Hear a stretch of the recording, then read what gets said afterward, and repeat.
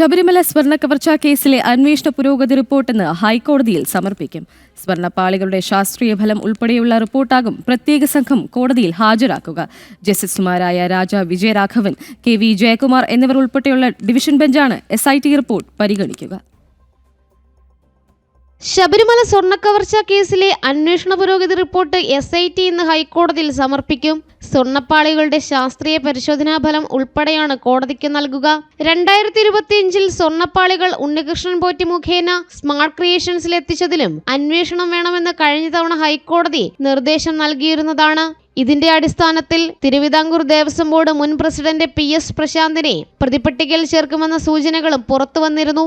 സ്വർണ്ണപ്പാളികളുടെ sample പരിശോധനാ ഫലത്തിന്റെ അടിസ്ഥാനത്തിൽ കവർച്ചയുടെ സ്വഭാവം സംബന്ധിച്ച് കോടതിയിൽ കൂടുതൽ വ്യക്തത വരുത്തി SIT കാര്യങ്ങൾ ബോധിപ്പിക്കും.